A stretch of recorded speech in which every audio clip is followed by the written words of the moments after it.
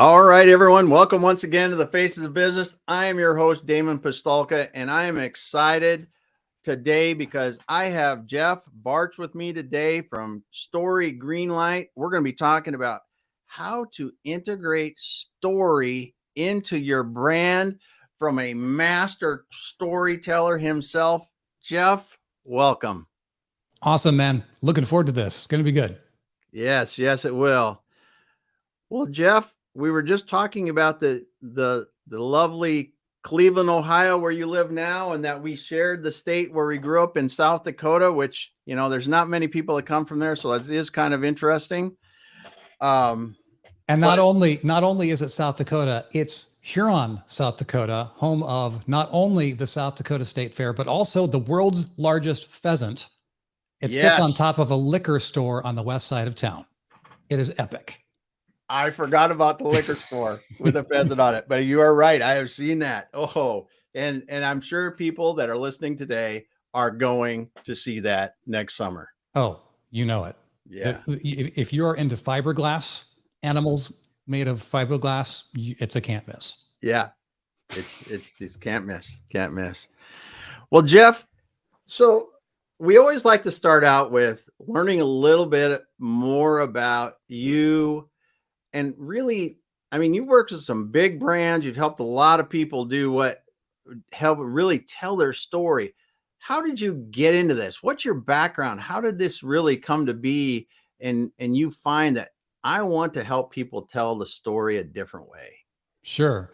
Well, when people look me up online, most likely they're going to see that I spent 20 years in Hollywood working for NBC and Universal and Disney and Apple and all these folks, which is true. And you'd think, well, that's where you learned about storytelling and communication.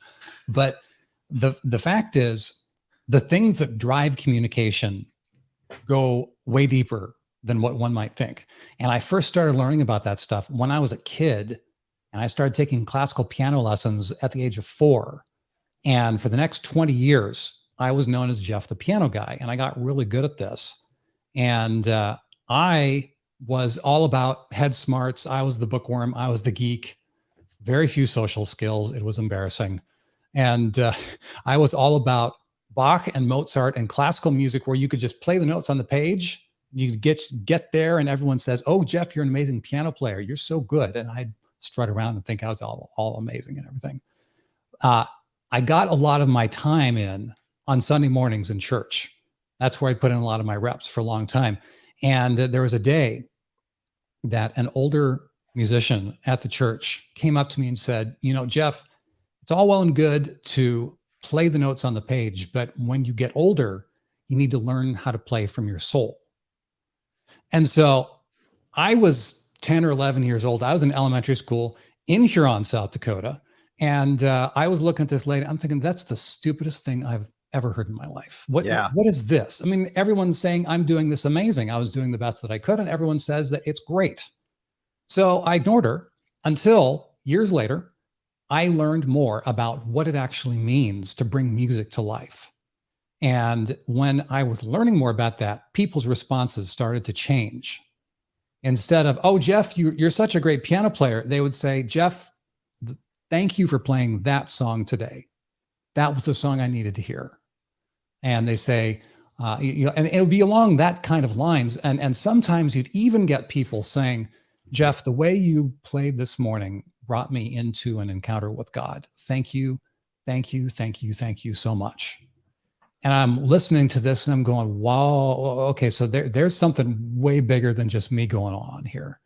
And I realized that lady was right, because I was doing the best I could, but I didn't know that there's a whole other level that you could take things up to, this other level where you truly connect, where you take something that's ordinary and you elevate it to the extraordinary, and you connect with the hearts and minds of people. And that's what I've realized that I've been doing ever since. Video production in high school, radio in college, film school, 20 years of content shaping in Hollywood for these huge media entities. And now, as a consultant and a coach for business experts and leaders, saying, "Hey, how can we take your message? How can we take your brand and elevate it from what we're doing the best that we can? But how can we take something that's ordinary and elevate it to be something truly extraordinary. So it's incredibly powerful, and the tools are available to anyone. Yeah. Yeah. So let's back up a bit, because you've got a heck of a background. I mean, you just talk about this a little bit. So because you went through it real quickly. So you're in Hollywood in 20 years, worked for a lot of different places. What were some of the things that you learned there that you see today that really help with what you're doing? Well, in terms of, you know what, could we dig into that question a little bit more specifically? What's did you have anything specifically? When you in terms talk about story, I mean, you were working with places that had, not unlimited, but they had a lot of, they could do about whatever they thought was appropriate to tell a story, to shape their message, to do those things. What are some of the things that you learned by working with those companies that you think really helps you to tell stories more effectively today? Okay, so here is something I know, especially in the business world, especially in marketing. A lot of people are being asked to do more with less these days, and so one of the things that can really help that effort is to back way up, and not, instead of focusing on tactics, say let's back way up to the strategies and say, what are we actually talking about? What is the core? What is it that we're really talking about? One of the things that I really started developing was this idea that I call the thing under the thing. And I started learning about this when I was working at NBC for the show American Ninja Warrior. And some years ago, there was a gal by the name of Casey Catanzaro, who she was one of the few women on the show. And not only was she a woman on this show where people are trying to get through this massive obstacle course, not only was she one of the few women in a crowd full of men competitors, she was also 5'0". So she was short. And the question was always, could she get up this crazy warped wall at the end? And so there came a time when she went through this obstacle course, and I watched this happen. And with each obstacle that she got through, it was absolutely electrifying to see her, this woman who said, where people would think, there's no way she could get through this stuff. There's no way she could do this. And she ends up finishing the course and getting on top of that warped wall. She was the first woman to get on top of the warped wall in the history of the show. And the crowd was going absolutely nuts. And I was just getting chills, and the music was playing and all the things. And I'm thinking about, okay, what's actually happening here? Because what you see on the surface is what I refer to as the thing. The surface thing is, there's a gal standing on top of an obstacle at the end of a warped wall, at the end of an obstacle course. But really what that represents is the thing under the thing, the elements that are attached to things on the surface. So when you think about it, you had people saying she couldn't make it. There's no way she could get up there. She proved the people wrong. So it's proving people wrong. The idea of overcoming the doubters. There's overcoming obstacles when everyone thinks you can't, when the deck is stacked against you and you are overcoming these obstacles against the odds. So it's overcoming the odds. And also, when the audience is looking at this stuff, you have the idea of it becomes like the entire show is a metaphor where physical obstacles begin to represent obstacles in the lives of the viewers. And anytime an athlete gets across a physical obstacle on the show, it's a message to the viewers saying, they got across this, and whatever the obstacle is in your life, you can do it too. You can do it too. You can do it too. So the entire show is about inspiration and lifting people up. And it's because of the meaning that's attached to these elements that are on the surface. So how does this apply to business, one might say? Or, okay, so I see you're leaning back. I'll stop talking again. No, I just think just keep going, man. I'm writing a lot of notes. I love it. I could just I geek out about this stuff. I could go for quite a while of this stuff. So when you think about how do these things apply to shaping a message that we create and put out in the world, it's the question becomes, what is the thing that you're talking about? So, is it a product? Is it a service? Are you going B2C? Are you going B2B? Are you going one to many with your marketing, or are you talking about a one-to-one sales conversation, or are you talking to one to many internal conversation with your people? So if there's something that you're talking about that if there's something that you're talking about that seems like it's just a thing, how can you attach meaning to that? So say you're talking to your team as a leader, and you're talking about, and people are scared about the way the economy is going, and people are being laid off and all these kind of things. And so you might be talking about the quarterly numbers from the company. And so you might be talking about this to your team, and you might be talking about a report that's a P&L or a balance sheet. And people are not thinking about the numbers. They're thinking about, is my job safe? They're wondering about that. They're wondering about their security and their income. That's what they're really thinking about. So if we as leaders can say, I want you guys to know that here are the numbers. Here's what we were expecting. Here's what happened. And here's what this means. This means we're in solid shape. This means that we are moving forward with our plans as we have been, and things are looking good moving forward. You're not talking about numbers. You're talking about the well-being of your people. I mean, and you can make those, and you can apply this to any kind of communication that you're talking about. That's awesome. That's a great example too, because you are really trying to, in that instance, get the message of what this means to that person, to them, and because that's what they really care about. Mm-hmm. We were just on a call earlier today with we were helping a client buy another company, and one of the things came up with that came up is, oh, when are we going to do the meeting with the employees of the company that's being purchased? And the old owners know the new owners really well, so they didn't think it was a big deal to just everybody come in and one day tell them. And we thought, well, really, you have to think about the people, because their natural first instinct is what's going to happen to us. Mm-hmm.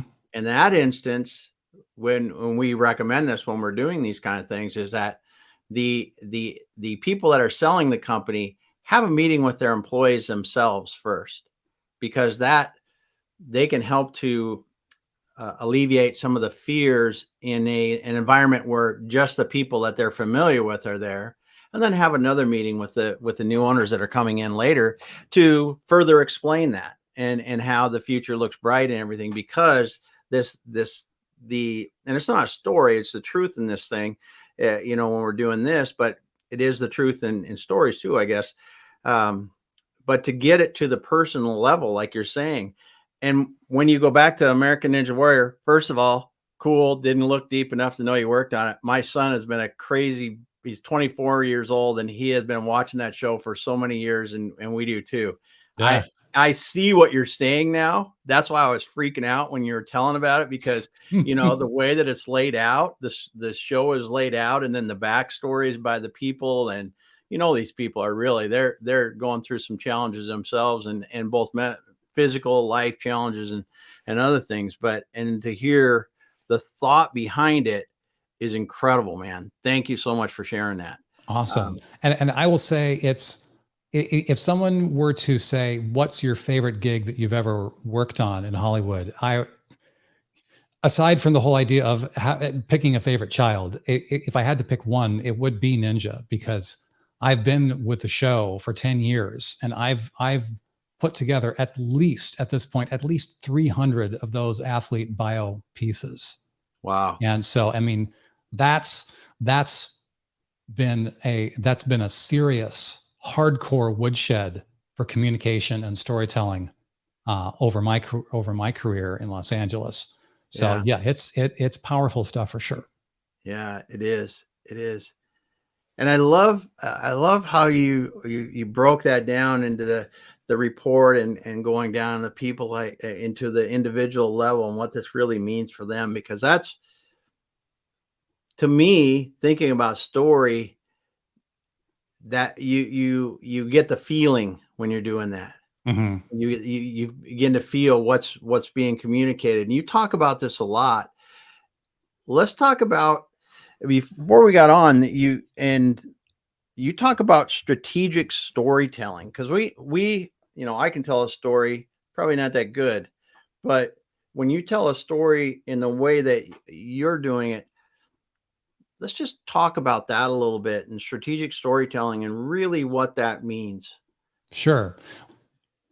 The reason that I always like to talk about strategic storytelling is because it's really easy to sleep on the idea of story, because it feels so familiar, for the excellent reason that we are surrounded by stories every waking moment of our lives.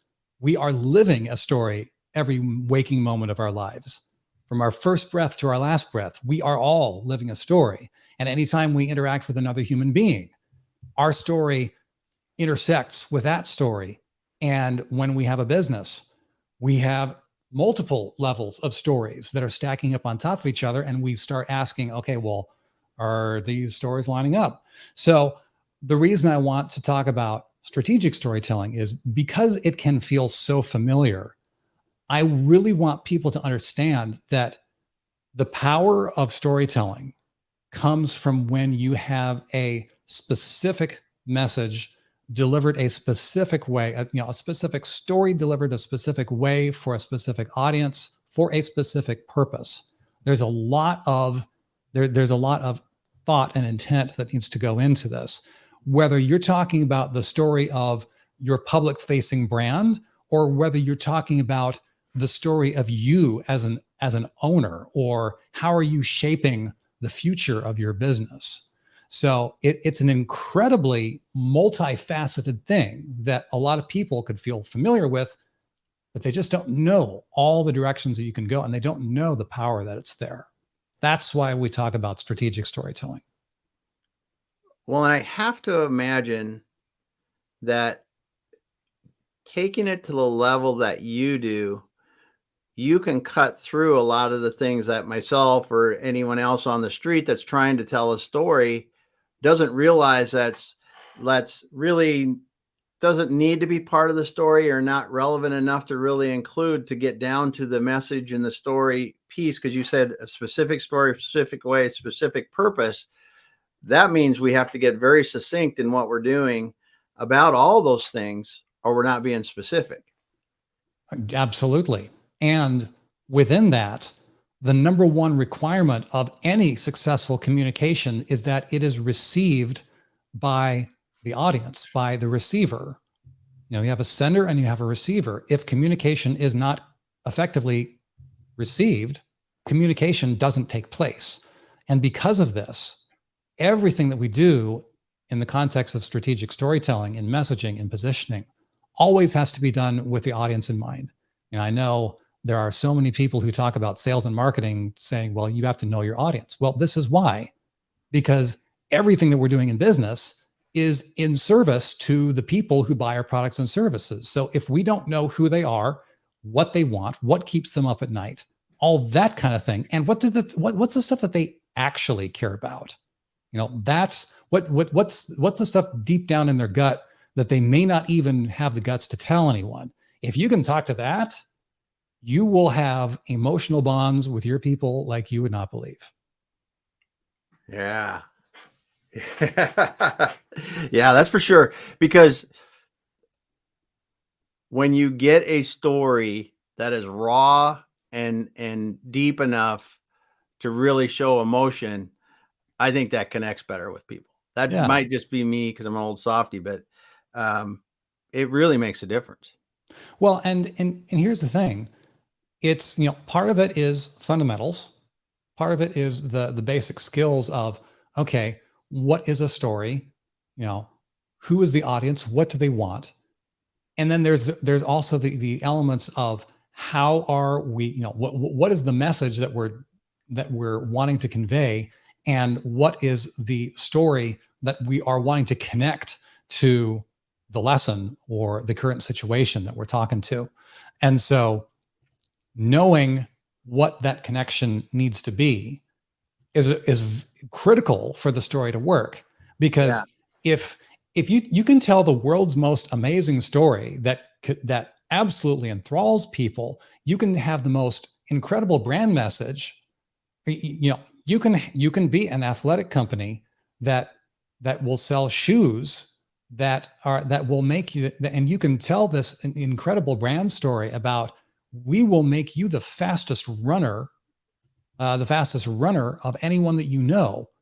But if the people that you're talking to are people who wear shoes because they are in danger of heavy objects smashing their toes on the work site, well, you've got the wrong story to the wrong people. Yeah. Yep. That's a great example. That's a great example. And when you're helping people do this, what is the most common thing that people get wrong when they think they're telling the story? A lot of the time, the biggest thing that people miss is that connection. If they tell a story at all, a lot of the times people just throw out information. They say this happened and this happened and this happened and this happened. There's no narrative traction to it. There's no push and pull. And then they say, and so that's why blah, blah, blah, blah, blah. And it doesn't have a direct connection to the purpose that they're wanting to bring about. Whereas, if we want to go a little bit inside baseball here, there's a very specific reason that I tell the play from your soul story at the beginning of conversations like this. It's because I want, my goal is to introduce a specific moment from my background that I've since realized represents what I've been doing for 40 years. I'm 44 years old. It started when I was at age 4. So I want to communicate this moment to people. I also want to communicate to people that, just in the same way that I was playing the notes on the page and I didn't know there was a whole other level available for me, the point that I draw out of this in these conversations is, we are all doing the best that we can. And a lot of times we don't know that there's a whole other level available and waiting for us. So that's the connection there. It's dual. I want to introduce myself in a hopefully engaging way, and engage the audience with the idea that there's another level waiting for you too. So Yeah. that's the purpose of that specific story that I told at the beginning of this conversation here. And that's the kind of thing that people get wrong a lot. Because a lot of the time that people will tell a story and they say, hey, this story about me, and this is something that I did, and this is amazing. And so tell me about you. And the person's saying, and the audience is saying, well, that was really self-centered. Why did you just tell all this stuff rambling about you? I mean, when you're trying to get me to say yes to your product or service, I mean, just you seem kind of self-centered by virtue of this story that didn't connect to anything. A lot of people get that wrong. That's awesome. Because you hear it, and you can when people introduce themselves and about what they do or about their products or services, so someone talked about vomiting product information or something like that, and Right. you kind of get that and do it. But as you're going through these, what have been some of the real, I know without talking about specific brands or anything like that, what have been real some of the moments that you just go, wow, this was really cool? You know, what I'd like to do, I'd like to make this more personal, because this is, a lot of times, a lot of my one-on-one client work at this point is with executives and with leaders who are developing their public facing message. And so they, they have an entire lifetime of stories inside them. And you would not believe, holy moly, you would not believe how many times people say, well, I don't really have all that. I don't have stories that are really worth telling. That's a load of crap.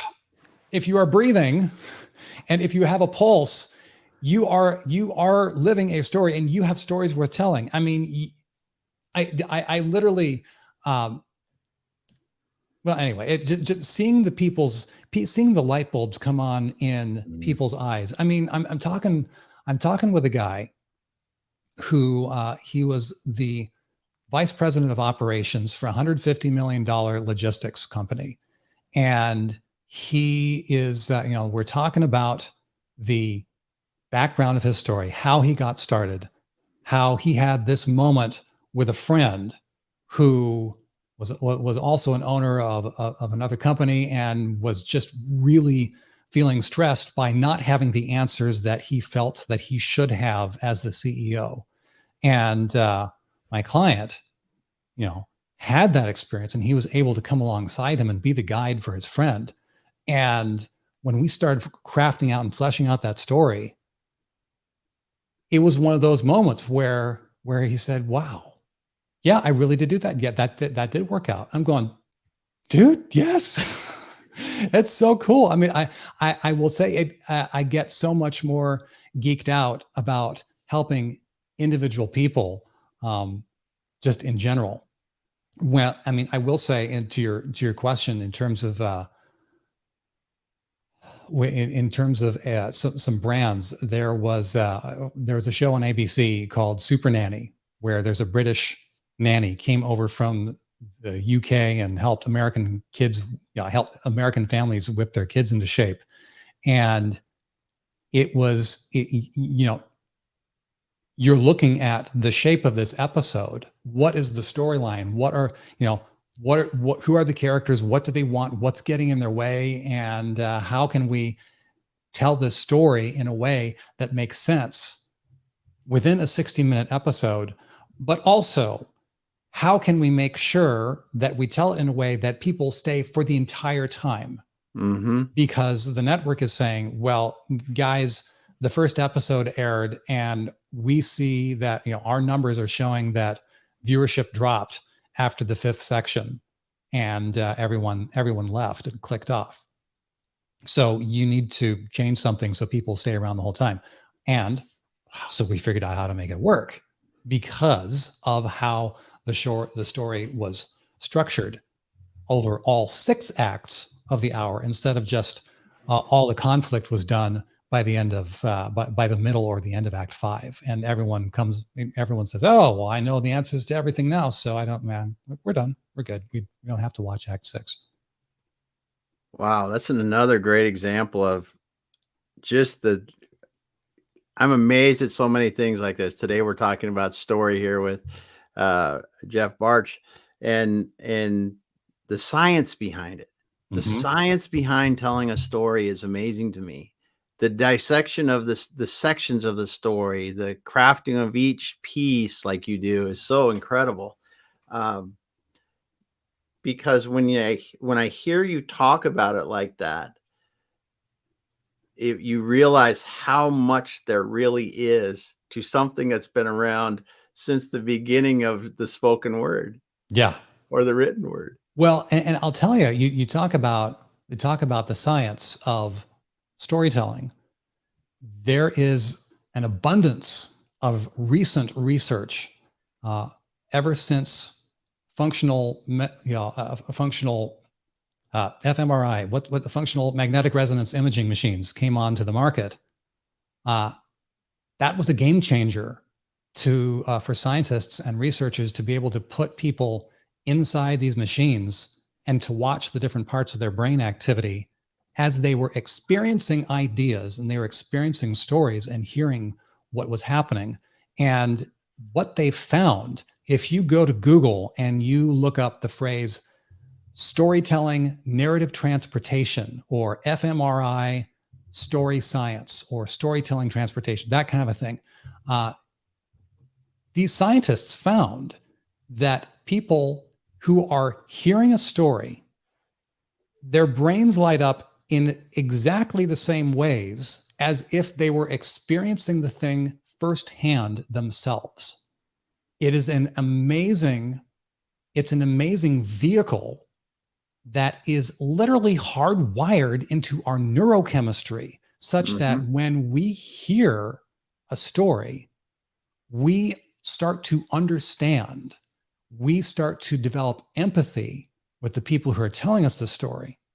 And this is why it's so incredibly important that we use this in business.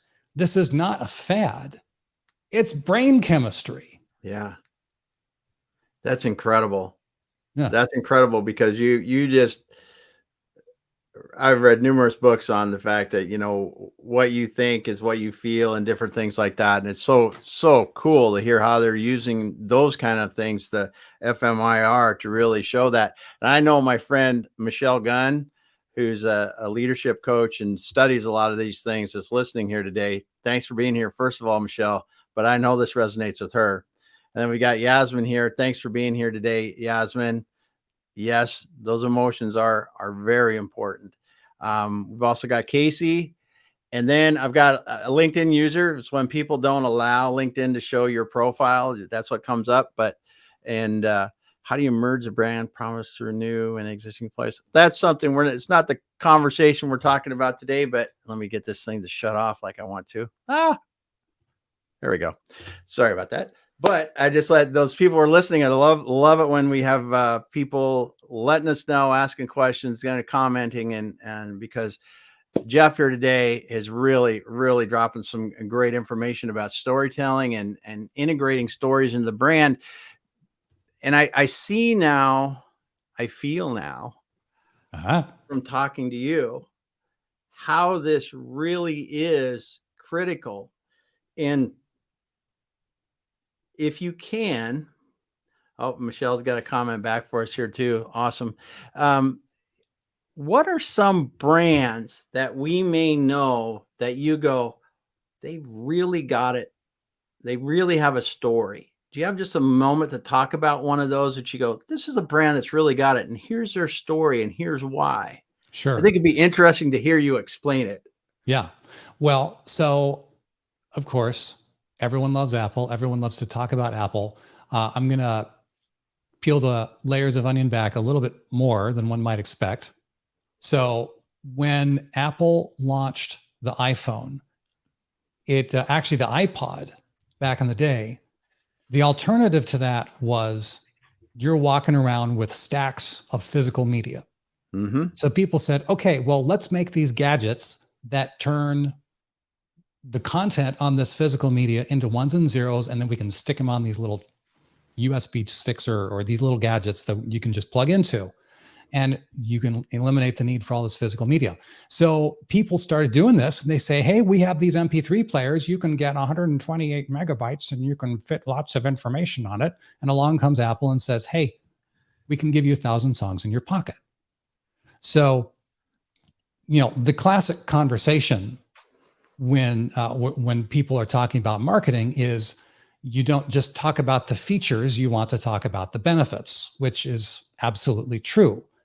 The thing that Apple was truly tapping into that goes beyond just the benefits, though, is the idea of, if you remember those commercials where it was just these black silhouettes of people dancing back and forth with these headphones in earbuds in their ears, and they're just dancing back and forth. And to me, what was truly happening there was Apple was not just, Apple didn't even go to the features. They did talk about the benefits, but then they showed why that mattered. They showed the thing under the thing, which, in my opinion, it's not about just having 1,000 songs in your pocket. It's about the freedom that you have of having your entire life soundtrack along with you at the push of a button. And that's when you see those people dancing around. They are loving the freedom. So Wow. that's one of those things where you can look at that and say, it's not just the features, it's not just the benefits, it's the thing under the thing. It's what people are truly driven by. So another example, Dove soap. They have their True Beauty campaign. And so in a world, can't resist, in a world, that kind of thing.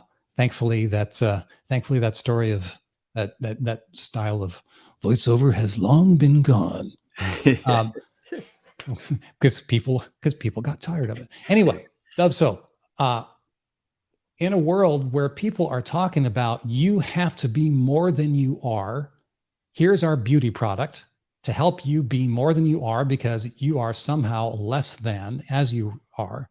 Along comes Dove and says, you are beautiful as you are. And people will say, oh, thank you. Yes, I'll buy your soap. Thank you. Yeah, it's just one of those things. It says, okay, we affirm you because really there's this tension in our culture where and especially with women who want to who hear all the messages all their lives saying, be more, look good, and if you somehow fall short, then you are less than because you look less than. Therefore, you have to work harder. And along comes this brand that says, "We see you. You are beautiful. Take my money." That's where those kind of connections happen. Yeah, that's for sure. And those are great examples. Now, question for you, if I may, because I know you've been involved with all sorts of different businesses across your career. So say, did I see that you worked with a company that made parts for F-22s? Is that accurate? Yeah. Okay. So a lot of people are going to say, okay, well, we're not going B2C. We're doing this high dollar B2B contract, where we're not just wanting consumers to say yes. We want Lockheed and Boeing to say yes. So so I'd be curious to know, what was the way that your company approached that to get them to say yes? I wasn't part of it to get them. Oh, to say okay. Yes. I came on after, but I will know what they were worrying about, because what we made were actually the pins that held the wings on. Okay. So you have to know that who's ever making them is going to make them right, because they're expecting to be flawless in some of the most extreme conditions you can have. Mm-hmm. And they knew we could do it. And how did they know that? Because we've demonstrated on other projects and worked up to those kind of things. Cool. You get it from the experience of trying harder things and trying more difficult things until you get to the point that they'll let you do it. Yeah. So part of it ends up being a proven track record. And even so, if you're, if some of our listeners are in a place of, well, I'm selling widgets that go in a bigger thing, and I need the bigger, and the client who's offering this contract that we're wanting to get this contract, they, what do they know? What do they need to know? Well, certainly they need to know that you're capable, that you're trustworthy, and and whatever other issues that you, as the communicator, have in your head, if you can speak to those. Obviously there's a table stakes of, can you get the job done? Yes. But then there's also the element of, okay, what do they truly care about? What are those things under the thing? Yeah. And when the message is shaped to speak either directly or even indirectly to that. If everything you do says you can trust us. That is it. Yeah. That is it. It comes down to trust. Michelle just said it too, is building trust. You have to be able to show someone they've got to feel that if you say what you say, you're going to do that, and be able to go home and go to sleep at night doing it, and believing it, and wake up the next day and it happens just like it's supposed to, just like we said. And that's what I mean, really, that to me, that's what anyone in business really wants, is they want to be able to say that, Jeff, this is going to happen Tuesday morning at 10 o'clock. It happens at 10 o'clock. And if something happens, and if something comes up and it can't happen at 10 o'clock, in some cases, it's not so bad if we call you at 9:45 and say, Jeff, it's going to be a few minutes. It's not such a big deal. And that's really, I think, in the feeling parts of that, and in the B2B world and manufacturing, it's that simple. Because I incorrectly probably phrased that at the beginning, or talked about at the beginning, is working up to it. Your qualifications to do something are far ahead of that. You're not even going to get into the room, right, without the qualifications. Sure. So it really comes down to that, is to be able to demonstrate and build that trust for them to know that it's just going to happen. Well, and the cool thing is, a lot of people will say, well, it's this catch-22. Well, you have to have the experience before you can build the track record, and, chicken and egg thing. But the thing about strategic storytelling is that, going back to the brain science, when people are truly engaged in a story, the brain starts dropping chemicals into the bloodstream, different kinds of chemicals in different kinds of moments for different stories. For instance, if you have a story that has been keeping you on the edge of your seat, that's your brain dropping cortisol into your bloodstream. That's revving up your fight or flight.